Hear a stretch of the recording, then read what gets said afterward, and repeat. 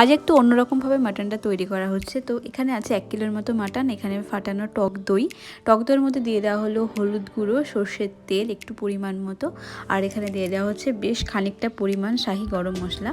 তার মধ্যে দিয়ে দিল বেশ পরিমাণ মতো আদা রসুনের পেস্ট, যেটা কিনা শিলে বাটা হয়েছে। তারপরে খুব ভালো করে মিশিয়ে নেওয়ার পর মাটনগুলোকে দিয়ে খুব ভালো করে মেখে নিয়ে মাটনগুলোর সাথে কিছুক্ষণের জন্য রেখে দেওয়া হলো। দেন আমরা সেকেন্ড প্রিপারেশনটা শুরু করলাম। কড়াই গরম করে তেল দিয়ে তার মধ্যে দিয়ে দেওয়া হলো চিনি, তারপরে গোটা গরম মশলা, তেজপাতা ফোড়নে দেওয়া হলো, তারপর দেওয়া হলো কুচনো পেঁয়াজটা কিন্তু বেশ অনেকটা পরিমাণ দেওয়া হয়েছে এখানে। পেঁয়াজটা হালকা ভাজার পর এখানে দিয়ে দেওয়া হচ্ছে সামান্য পরিমাণ আদা রসুন পেঁয়াজের একটা পেস্ট, আর সঙ্গে আছে কাঁচা লঙ্কা আর একটু সামান্য পরিমাণ টমেটো। এটা দিয়ে খুব ভালো করে মিক্সড করে নেওয়ার পর খুব ভালোভাবে মানে ভাজার পর তারপর এখানে দিয়ে দেওয়া হচ্ছে জিরে বাটা, যেটা কিনা শিলে বাটা হয়েছে।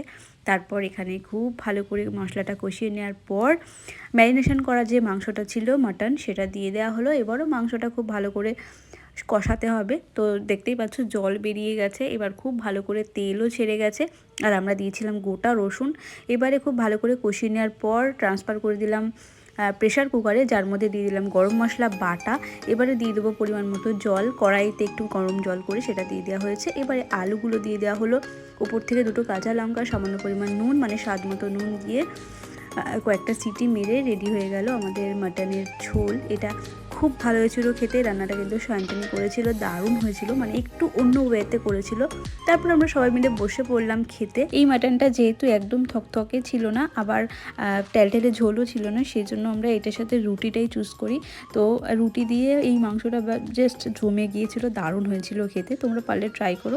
আর এই রান্নাটার জন্য অসংখ্য ধন্যবাদ তোকে, সায়ন্তনীকে অবভিয়াসলি। তো খুব ভালো থেকো তোমরা সবাই। আশা করছি তোমাদের ভিডিওটা ভালো লেগেছে। দেখা হচ্ছে নেক্সট ভিডিওতে। সকলে সুস্থ থেকো, ভালো থেকো, বাই।